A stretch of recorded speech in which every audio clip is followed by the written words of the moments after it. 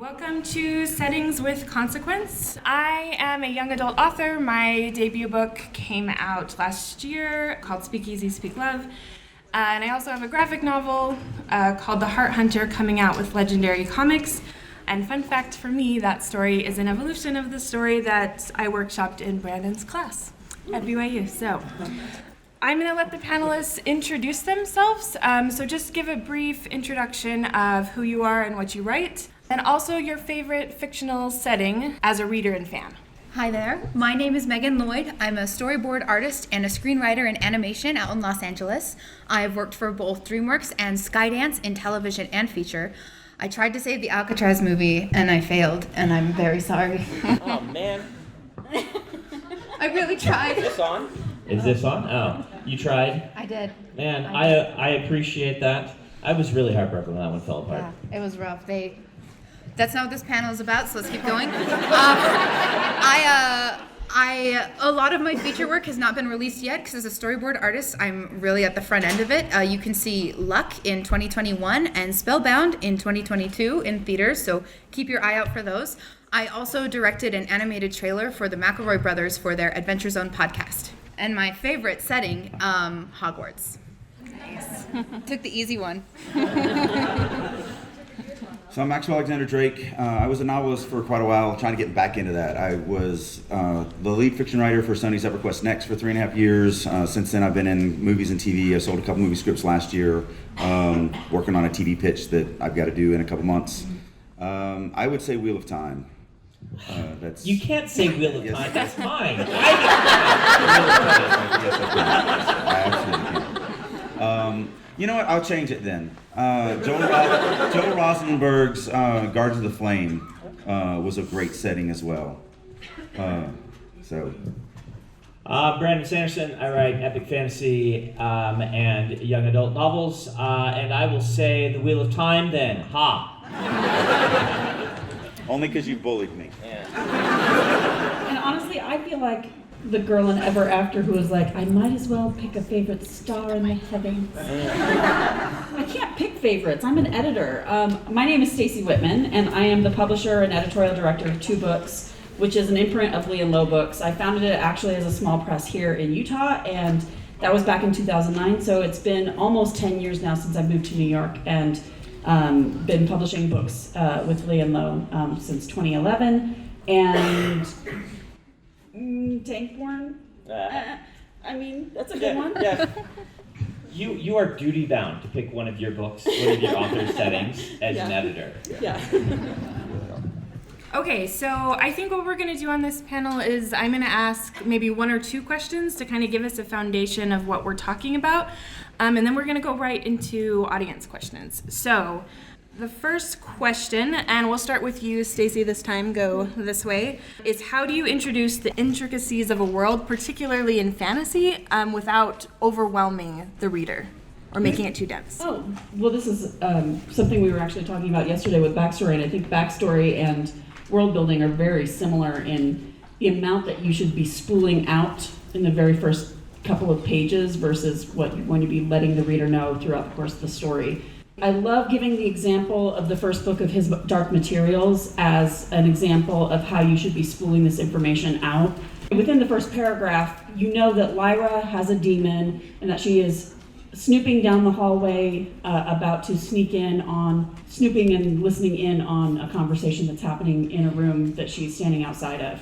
You don't know what a demon is. You don't know what the magic system is in her world, but you're intrigued. You want to know what she's sneaking to do, and you're going to find out eventually what a demon is and why they're important, and what, like, even that they look like animals. You don't know what they look like within the first page. That eventually, I think it's about the second page that you come to find out that he's in the shape of a weasel or something like that. Anyway, that they take animal shapes. You find that out very quickly, but not necessarily in the first paragraph.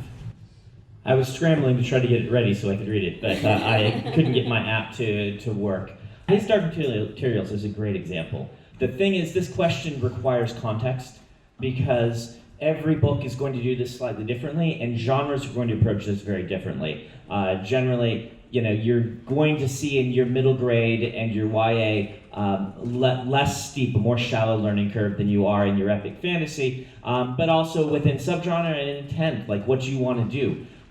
Generally, I say the best thing to do is to focus in on a character and tell us the things that we need to know for that character's immediate, problem that they're dealing with in their life, and generally try to start there and expand out, but always expand out in directions of character passion or importance. When the character encounters something and it becomes really relevant to them, you then introduce it. That said, there are a lot of times when I'll write a book that I'll skip the magic system in the first few chapters, even though I'm kind of the magic system guy, because I need to keep that focus narrow for long enough for you to get used to who this person is and what their passions are, and then we'll start to expand the magic system. Once in a while, I kick you in the face with it in the opening scenes, because this is where I want to go in the book, and I want to indicate, this is a 400,000 word epic fantasy, that you are jumping into the deep end. Here's your magic system. But that's not always the epic fantasy that you're doing it with. You did it with Steelheart. Yeah. I've seen Steelheart bleed. I mean, Yeah. that's an immediate. Start with the magic. Who's Steelheart? What does that mean? Yeah. So this is just really, what do you want? What do you want to achieve? But if you can keep it focused on the character, you're never going to go wrong starting with what the character is passionate about and expanding outward. Yeah, and just to expand upon that a little bit and bring it into how do we do that with the world? For me, I write in only limited, so I write romance under one name, don't ask, even my wife doesn't know what that name is. And I write in first person, and then I write my epic fantasy in limited third person. So world building to me is always about how does it affect the character? How do they see the world, and how does the world affect them on a personal level? So again, starting with that character. So as I kind of thread in the world that you're going to now deal with in this big epic fantasy saga, it's always personal to the character. So, the beautiful thing about having a limited character is they're unreliable. So I can start painting this world as truth to the reader, but it's really truth through a skewed perspective of this character, because I don't have any omniscient type narration. So you don't 100% know if they know exactly what's going on. But it's always about the character. It's always about how do they interact with the world? How does that impact them? What do they like about it? What do they not like about it? What's important to them? What's scary to them? And that's how I thread my worlds into the story. And I'm going to echo a lot of what they say, but maybe come from a little bit of a different perspective, because in animation, everything in our background is designed and placed in the story, particularly to give our audience some information. And it usually is from the point of view of a character. There's two films I'm probably going to reference quite often during this panel, and it's the first Kung Fu Panda and the first How to Train Your Dragon, because I think they both did this exceptionally well. In How to Train Your Dragon, we start out with, this is Burke. And we get right away who this character is. He tells us kind of what his background is.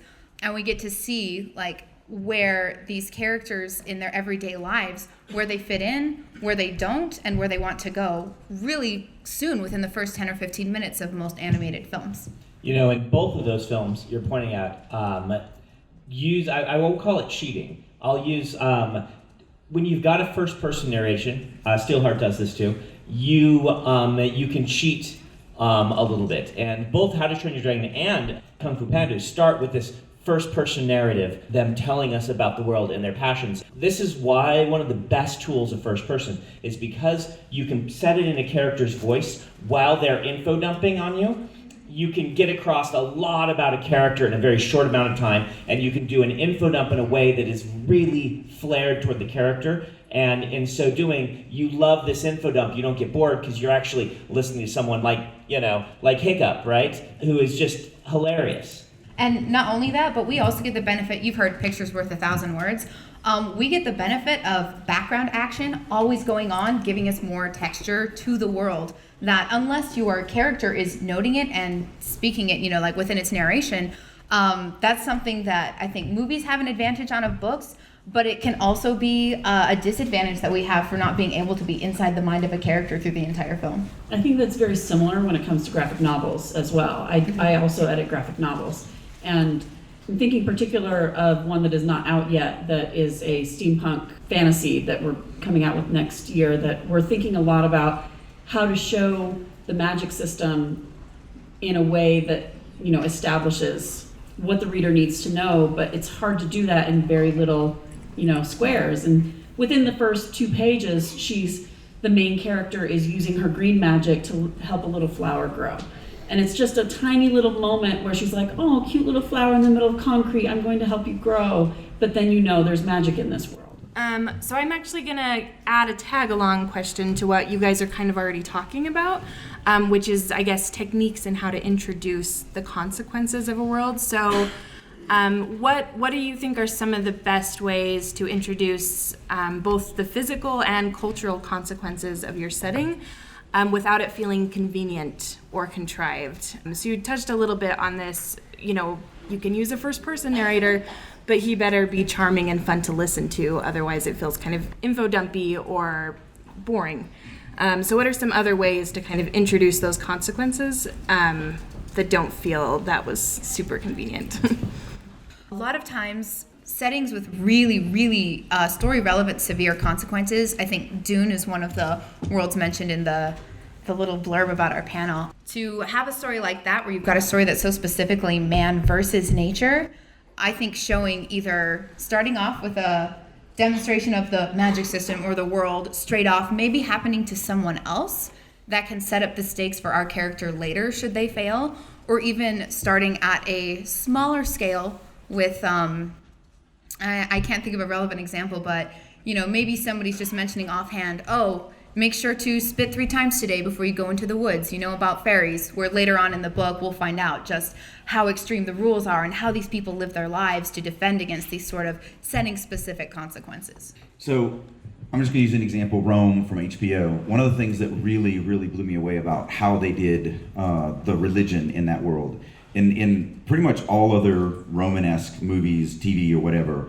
they've always treated the religion like we treat it. It's this fake thing that is stupid, and they have lots of gods. And Rome on HBO was one of the first ones where they were like, no, this is their religion. Like, they totally believe it. They totally believe in the rituals that they do. But they never really, put it in your face. These people just did it in passing. They would do, like what she just said, like, make sure you spit 3 times. They would just do it. They would just spit 3 times and go on their way. And they never really explained till it became relevant. I love that. So it really is, and it's just beating a dead horse. It's going back to making it personal to the POV. It's what is that, how does the world, even if the world is incredibly dangerous like Dune, it's still personal to the POV. How does the POV see it? How do they have to deal with it? And Dune is a great example of that, because not only is he terrified of it in the beginning, and he fights it in the beginning, he also surrenders to it and then masters it. So, it's still very personal to him and his growth arc as he goes through that story.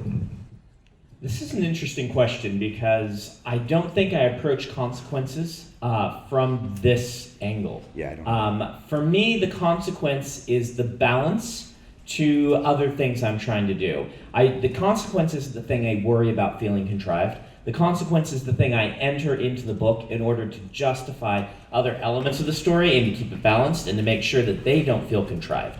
Magic, adding magic to a world, as we do in fantasy books, is inherently dangerous in some ways, in that it risks protecting characters from consequences. And so when you are building into your magic consequences that are fantastical, then that balances this out.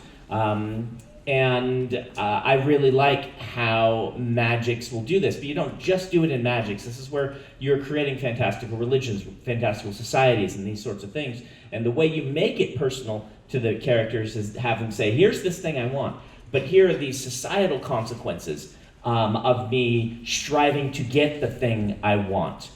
Those two balancing each other are often what create the conflict for your story. And so the power of those consequences can't be underestimated or denied, because the consequences are really important for being able to make your character's conflict feel real. Well, I think that what we're really talking about are stakes. The setting can give stakes, but also the conflict, the social, which is setting. I mean, it's all, there's so much of, like, setting and world building are so hard for me to separate, because they're all part of, like, cultures and religions and language and the physical setting, and it's all part of the same, it's all part of your world.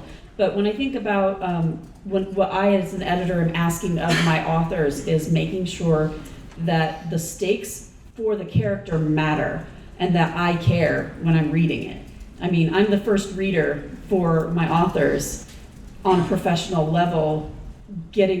I'm the one that's saying, I care enough to read the whole thing. And if I don't care enough to read the whole thing, then nobody else is either. So I want those stakes to really hook me and make me want to turn the page. Just to real quick talk about this, we are talking mostly about fantasy and like high magics and things. And I wanted to note that like everyday settings can also be fraught with consequence. I think one of the reasons why high school settings in particular are so attractive is there are some built-in consequences to that world, teachers, administration, social groups, that can be geared so specifically to our protagonists, like the popular kids in Mean Girls, or even how the villains and the teachers work in the Buffy universe. That even if you have an everyday urban setting, just because your setting isn't fantastical in nature, doesn't mean it can't have the same sort of personal consequences for your hero. I completely agree, and that makes me think of, this book is actually by a local author, Valin Maitani. It's a thriller mystery, and the consequence of one phone call sets off it's the inciting incident. And the entire story is built around the consequence of one little phone call. Okay, so I think we're gonna go ahead and open it up to questions. When conveying the world building to the audience, do you differentiate, or what are the ways to differentiate world building that the characters already know about that's different from our world, and the world building that the characters don't know about is different from our world? Like, how do you bring those across, and what's the more effective way between those two things? And is there a distinction? So for me, I'm an evil writer, and if my characters know something, I will never ever put it into the narration. I don't care if the reader doesn't know it. I look for an organic way, like the spitting 3 times. I would never write the line, okay, honey, remember to spit 3 times before you go into the woods. I would just have the character spit 3 times in the woods and then go. Because to me, it's an interesting moment that's so odd that the readers are going to pick up on and go, why did that just get pointed out? And then there will be consequences. There will be something like somebody doesn't spit 3 times. And so something negative happens. So I'll train my readers that way. I will, but if readers, so like my protagonists never describe themselves ever. And it's funny, the first book I actually had published, when the artist was doing the follow-up cover to it, the publisher decided to put the characters on it, which I was avoiding at all possible. And so he writes me and he's like, hey, I know exactly what your characters look like from the first book, but can you copy and paste the description and send it to me? And I'm like, they're not in there. Like, they're not. And he's like, no, I know exactly what they look like. I'm like, no, you don't. Because I never described them, ever. Because I never look in the mirror and go, oh, look at my beautiful blonde hair. Like, I don't do that, so I don't do it. All the time.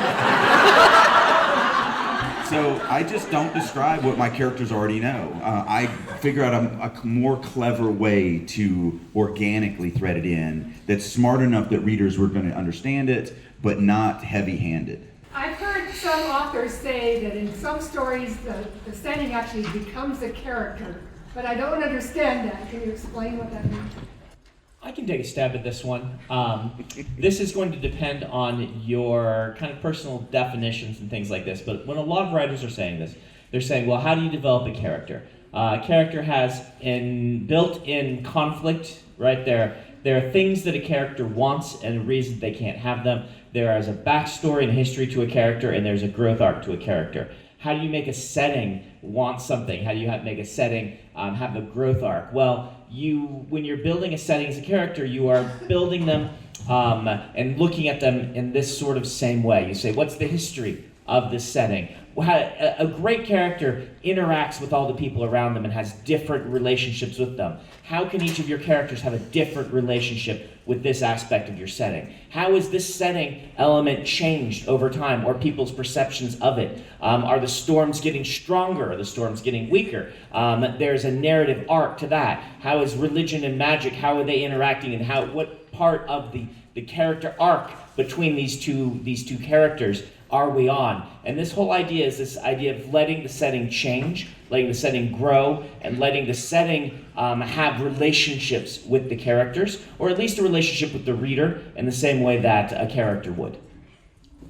Also, there are books in which the setting is almost sentient. that the setting can be literally almost a character. The example that first comes to mind for me is The Hazelwood by Melissa Albert, which is a YA novel. The wood wants you back. There are people who serve the wood who try to get the character to come back to the wood because of a variety of all the things that Brandon talked about, the history of the wood, the relationship of the wood to her ancestors, her mother and her grandmother. And you come to find out that there is a really deep secret that the wood has that the main character doesn't know about herself, that her relationship to the wood is fascinating and nothing I never would have guessed, but the wood is itself a kind of character. Yeah, I felt very much the same in Uprooted by Naomi Novik. Read that book and you'll know what setting as character means. That's a good one. Naomi Novik's Uprooted, which is fantastic. And I just wanted to add that Hazelwood is kind of a gothic fairy tale, and I feel like setting as a character comes out a lot in gothics in particular. So like The Haunting of Hill House and The Hunchback of Notre Dame and The Phantom of the Opera, they're almost anthropomorphized in the story. Like the house is mean and jealous, or the cathedral is sad and weary. A lot of those have settings, and I think they come out a lot in gothics, and even Uprooted has that sort of haunted wood feel, that would. So when writing a fictional city like Gotham or Metropolis, how would you go about giving it that the same kind of character that a lot of other urban settings here in America have? So I'm going to take this one because I think Jim Butcher does a really good job with Chicago in his Dresden Files books, and it goes back to making the characters connect to those cities. In the comic books, I feel Gotham and Metropolis have a much stronger personality than, say, the more recent Justice League films, because I think you can tear apart Gotham and you can tear apart Metropolis, and we as the audience won't feel so much. But the personal stakes when, again, in Man of Steel, when they're tearing up Kansas instead of this huge metropolis, the stakes are higher there. So when you're developing a city, I want to see how your character interacts with it, the places they personally like to go, the areas of the city they know best, even if it's just throwing out street names, as they're traveling through. And then when that city is damaged or threatened, what parts does this character most desperately want to protect? And I'll just suggest Six of Crows by Leigh Bardugo for a really well-portrayed city. It's like if Peaky Blinders met Ocean's 11 with magic. And the city that they're in is a very cramped, fast-paced, gritty sort of city, and it feels like its own character. Do you think readers enjoy it when there are elements of the world that are mysterious and not understood or explained, or do you think that is irritating to them? I think it all depends exactly on how you do it. Intrigue versus confusion. If I'm intrigued, I want to keep turning the pages. If I'm confused, I'm really not intrigued enough to keep turning the pages. And that is a delicate balance to it's a knife that you're walking across as an author. It becomes an extra sharp knife when you realize that every reader is going to have a very different definition of these things, and every genre is going to have a very different definition of these things. Kind of one of my level up moments as a writer was when I realized that certain subgenres of romance, they make sure to put in the description what the ending is, right? And the level up moment for me as an author, you will read the description and in the first line it says, this is a happily ever after with no infidelity, right? And just say that in the first lines. Now, the level up moment for me was realizing that reader expectations based on genre and what readers want, there isn't a right or a wrong. I would have thought it would be wrong to reveal that in the beginning of your description. And I have fought against that sort of thing in some of my books when my editors would write the description. But here it's right for that audience. Different people are looking for different levels of mystery versus intrigue. And so in this case, your best bet as an author is to kind of write the type of story you want to write. Give it to the readers who would represent the audience that you are looking to give that book to, and see what they say. Are they consistently frustrated? that you're withholding information, or are they consistently bored because you're giving them too much? And that balance is something you will find as a personal style for you in your writing, and even you'll change it based on the genre you're writing in and things like this. But I can't tell you how to do this right, because there isn't a right way. But there's a lot of wrong ways. So repeating the question, that's okay. You're projecting this way, so we heard it, so that's good. So the question is there ever a case when you would want to intentionally make your setting weaker to make your story stronger? Which is a fantastic question that I looked at the rest of the panel and we're all like, I'm sure there is. I know I've read stories like that. I'm sure there is. So you have a limited budget for how much you're going to introduce into your story, and that learning curve and that limited budget. Anytime that as a writer that I will often pick settings that I know are familiar, so that I feel like I'm expending less of that budget. And I don't know that it's a good idea, even if you pick a familiar setting, to make the setting feel weak. You still want to make the character feel like a real part of this setting.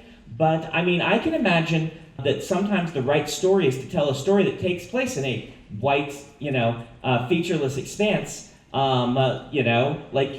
Stranger Things did this, right? When there were parts where they would remove all setting elements and the character is standing in water in blackness. And that itself was a setting, but it was very minimalist and done on purpose. So I can say yes, but boy, I'm having trouble coming up with real examples. And the thing about me as an editor is that when I get in a book with what feels like a weak setting or a weak character relationship with their setting, in fact, one of the books that I published over the last few years, it won one of our awards, a writing contest that we run. But one of the things that we had to work on was the character's relationship with their setting, and it was written by a screenwriter. So she didn't have to, in her screenwriting, she didn't have to describe all that because that was all carried out by actors. But she had to figure out how to get that physicality on the page for the writing of the book. I think an example of a film with a weaker or more generic setting would be Brave. Because although it is like a very, historically accurate castle and forest, it's not as unique of a forest as we see in maybe Quest for Camelot or the type of castles that you would get in, a more intricately animated movie. Because the heart of the film was about the relationship between the mother and the daughter. And although their journey is not very exciting, we travel away from the castle for a day and a half, and then we travel back for a day and a half. What you wanted to focus on there was the relationship between the characters. So maybe the castle in Brave was not alive, but it wasn't as heavily, I guess, of a set piece that influenced the final battle as much as the relationship between your protagonists were. I've got a great example, as you were saying that. Into the Woods. So the idea behind Into the Woods is to present generic settings that then are fairy tale settings that have a dark twist in the second half.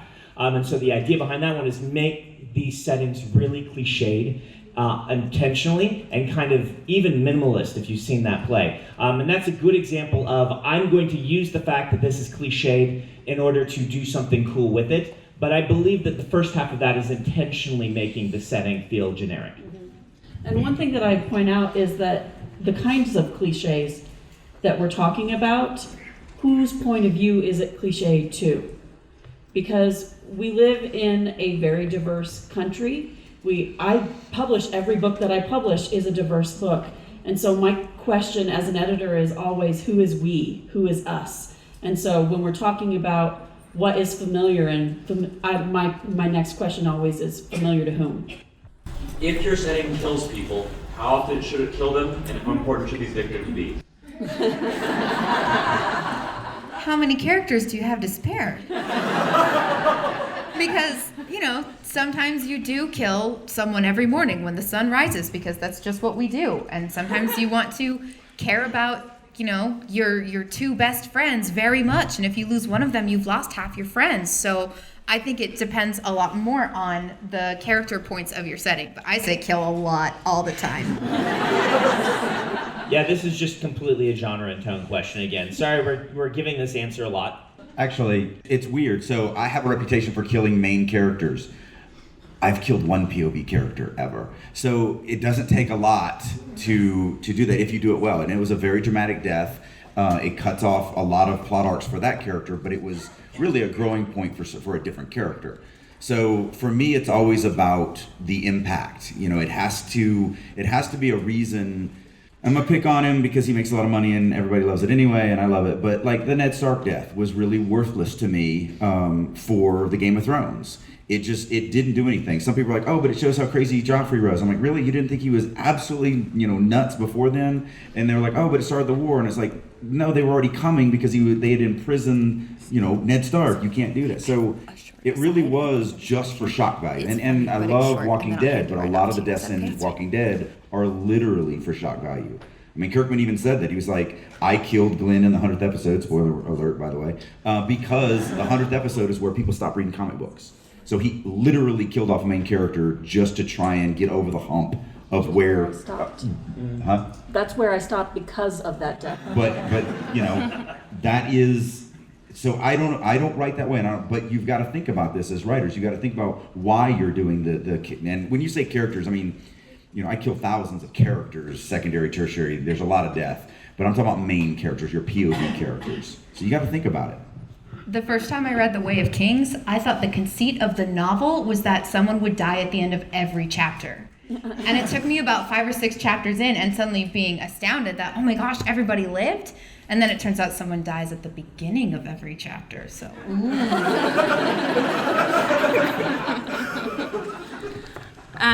I was just going to maybe politely disagree about the death of Ned Stark. I don't think it was for the shock value. I think it was to say, here's who you thought was the main character, and he's not the main character. It felt like the Good Place move, where it was like, psych, you thought he was the protagonist, but he's not. I could see that.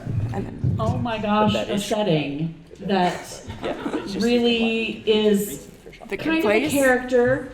The Good Place, yes. The Good Place is a really wonderful example of a setting that has so much deep meaning and consequences. And if you've been caught up, I'm not going to give any spoilers because, oh my gosh. Yeah.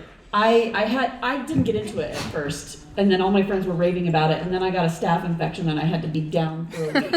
And I binged like the whole thing at once, and suddenly it made sense to me why everybody was raving about it. So if you want a setting with consequences and that deeply interacts with how the characters interact with each other, watch The Good Place.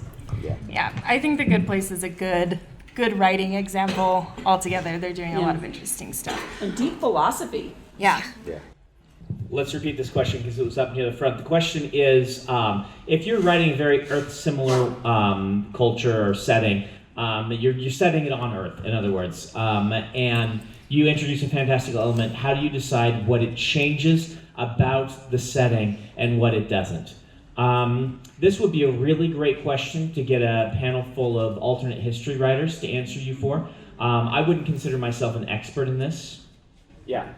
A really great example, actually, is Catgirl's Day Off by Kimberly Polly. She just changes one thing. Everyone has one superpower, but they're really dumb superpowers. The main character can talk to cats, but she thinks that everybody will make fun of her because she can talk to cats, because in Elementary Girl there was a boy who could talk to frogs, and he was always known as Frog Boy, and he kissed them. It was very weird. And so it creates social consequences because like the rest of her family all have cool superpowers, like her mom is a super genius, things like that. That they're not highly powered superpowers, but they're little things that tweak how each character is seen. Let me give you a few philosophical directions you can go on this so you can kind of decide where you would want to be.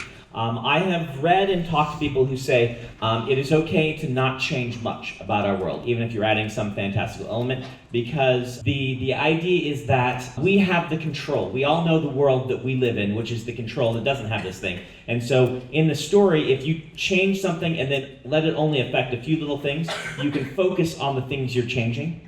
And let that become the experiment. And since you kind of have power over that, others say that depending on the story you're telling, again, different direction is, you should really think of all the different ramifications. And that's butterfly effect. And that's a different type of story, right? That's a story about the ramifications, where the first one is actually a story about the specific consequences you want to talk about as an experiment, and they're different directions completely to take your story.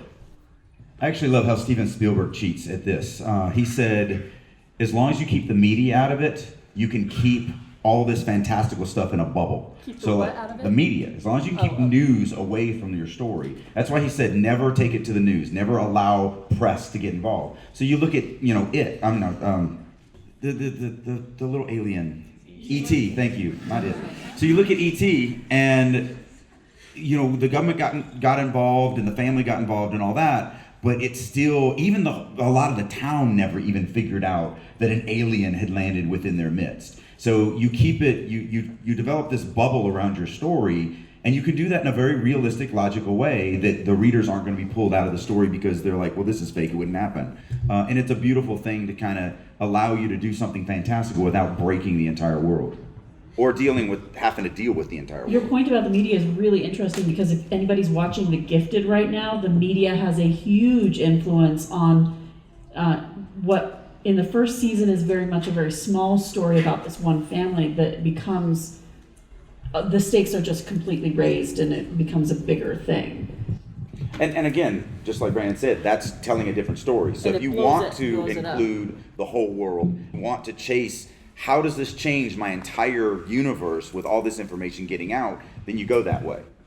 Repeating the question for those in the back, if, let's say you have a fantasy story where you introduce a magic system, and later on you want to reveal that magic system was poorly understood in some way by people at the start of the story. How do you do this without feeling like you're cheating, like you're pulling I have a friend who calls this Deus Ex Wrench, when things go wrong unexpectedly, and it's pulled out of nowhere. This is Bryce, by the way. He came up with that. He's my author. Yeah. And so, how do you avoid that? So, that's the question.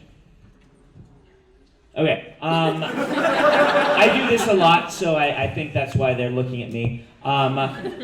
So I love to look at magic systems as a new branch of science in the world where it's happening. This is kind of my thing, right? I'm not the only one that does it, but certainly it's something I'm fascinated by. And one thing that fascinates me by science is the quest to find the answers and the truth. And yet science is the most skeptical thing around at the same time. So science, done in kind of the contemporary way, is we don't know the answer, we know some answers.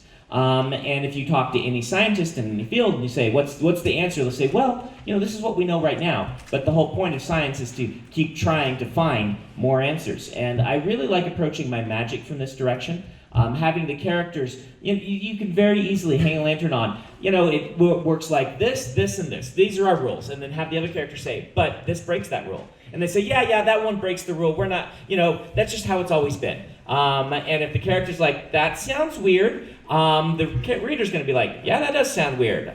Looks like there's a hole. For some reason, your general relativity and your special relativity don't match in ways that they should. So there's a hole there. And just where your character's attention is, your reader's attention will be. And so if your character says, I feel like there's a hole here, that's usually plenty. And we're used to the idea that science doesn't have all the answers, and so you shouldn't have all the answers about a magic system where magic is violating the laws of physics. So, yeah. I think a really wonderful example of this is the anime Moribito, which is also based on a novel that was translated here in the U.S., at least the first 3, I want to say. The main characters all believe that the magic works in a certain way because another faction of priests has hidden the information about how the world works from everyone. And so one character is sneaking into the royal library to find out the information that he's getting these tiny little clues that maybe things are not the way we think that they are, and then eventually everything changes. So I think planting those little seeds of doubt that somebody has to investigate, it's a mystery. Your characters are solving a mystery, and then everything changes when they finally solve the mystery. How do you prevent your setting from protecting a character from the consequences and conflict of the world around them, particularly if they have magic? Don't ever protect your characters from anything. Like, just stop. Like, that's what the readers, we want them to struggle. We don't want to give them everything. So, one of the things that I do when I'm building a magic system is always to build in ways to take that magic away. Harry Potter, take away a wand. Superman, give him kryptonite. Work on something. Those are very kind of simple to me. I try to go a little bit deeper than that. But Mistborn, you take away metal. That's, if there's no metal to burn, you can't do the magic. So these are things that you want to think about and building in those ways to take these powers away from your characters. But don't protect your characters. Comes back to what I said earlier. Fantastical powers should be balanced by fantastical consequences, I would say. And having cool powers is a great way to raise the stakes in your story. Just make sure we know what those stakes are, so that this character, when they fail, we know what's going to happen, or we have an inkling of it, and that will raise the tension, and it usually works. And to real quick add on, send your character to a new setting. I mean, the hero's journey starts with leaving home and venturing into the unfamiliar world.